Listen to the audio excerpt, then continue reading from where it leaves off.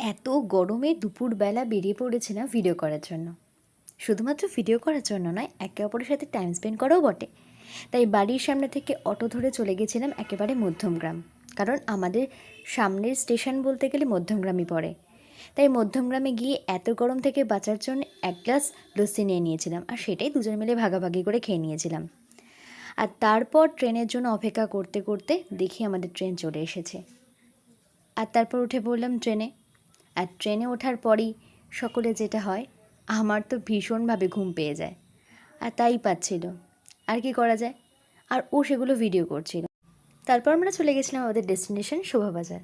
আর সেখানে গিয়ে হাওড়া ব্রিজটাকে এত কাছ থেকে দেখে ভীষণ ভালো লাগছিলো, মনে হচ্ছিলো এক্ষুনি ছুটে গিয়ে যেন হাওড়া ব্রিজে পৌঁছে যাব।